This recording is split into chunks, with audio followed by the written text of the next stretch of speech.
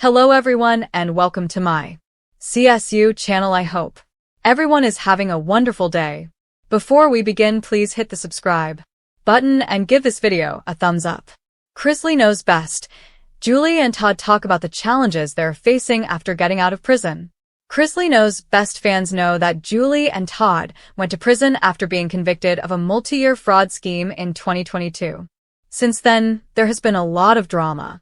However, this year, the authorities released the couple from prison and they reunited with their family. A few weeks ago, Todd spoke about the show's future. He did not reveal anything about the show, but he indicated that he might retire sometime soon. Now, the couple has shared that since coming out of prison, they have faced significant challenges. What else did the couple reveal? Keep reading to find out. Chrisley knows best. Julie would not date anyone if Todd died. In a recent episode of the Chrisley Confessions podcast, stars of Chrisley Knows Best, Julie and Todd, discussed their surprising plans. The couple has been married for nearly 3 decades and shares 3 children. During the episode, she said she would want Todd to find a new partner if she died. Julie explained that Todd is not good at functioning alone and would be too needy for his kids. Speaking for herself, she added that she would not date anyone if Todd died before her. She said she is 52 years old, and that is the main reason she wouldn't date. She said that it is the reality of life and that she does not want to be with someone older. However, for Todd, age is just a number. He added that he would not put any age limitation on a potential new match. Chrisley Knows Best. Todd and Julie talk about facing challenges after prison. Fans know that earlier this year, Chrisley Knows Best stars Julie and Todd were released from prison. Since then, the couple has mainly spoken about their lives after prison and a few things that happened before or during their time there.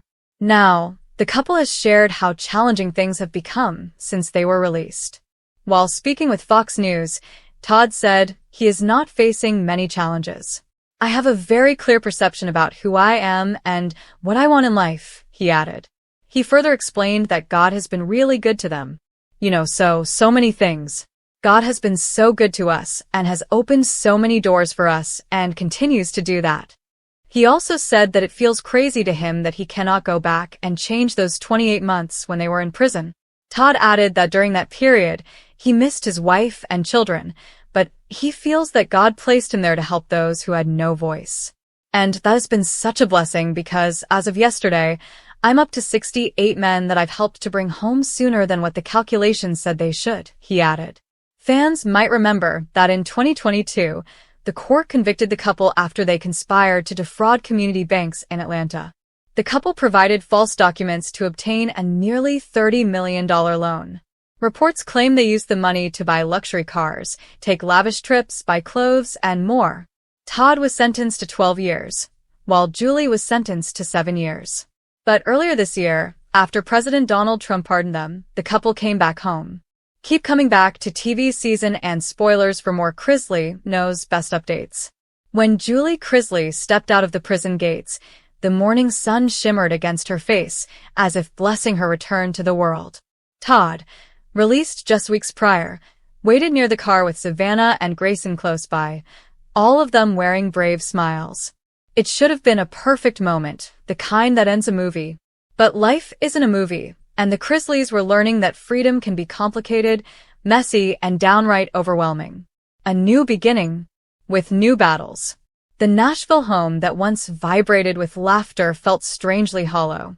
The luxurious furniture sat untouched, drawers were half empty, and the air carried a discomforting mix of nostalgia and uncertainty.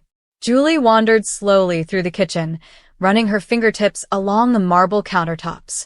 She used to rule this domain, cooking, baking, organizing, mothering, but now even opening a cabinet felt foreign. "I feel like I'm breaking into someone else's house," she whispered. Todd wrapped an arm around her shoulder, but even he, usually full of bravado and charm, looked tired. "We're gonna fill this place up with life again," he murmured, though the conviction in his voice wavered.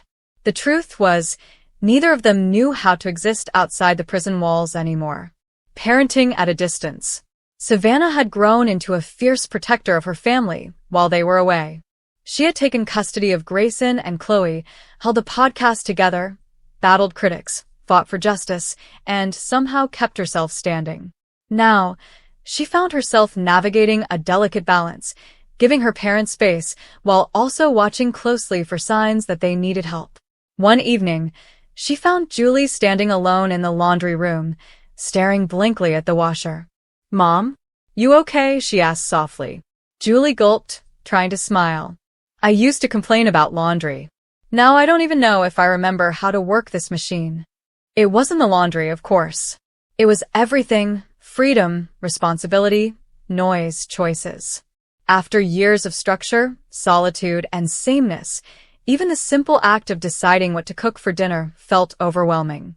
Savannah hugged her tightly. "Mom, you don't have to be perfect. You just have to be here." Todd's identity crisis. For Todd, the challenge wasn't the chores, it was his identity.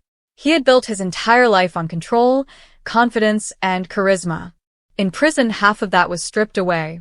Now, even standing in a grocery aisle made him uneasy. One afternoon, during what was supposed to be a simple trip to the store, he froze between the cereal boxes. People recognized him. Some approached with sympathy, others with judgment. Every whisper felt like a spotlight.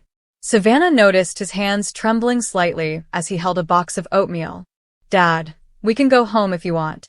Todd shook his head stubbornly. "No, I'm fine." But his voice cracked, betraying him. Later that night, he admitted it to Julie. "I feel like everyone's looking at me, waiting for me to mess up. I used to walk into a room like I owned it. Now I just want to disappear." Julie squeezed his hand. "We'll learn to walk into rooms again, together." Sleepless nights.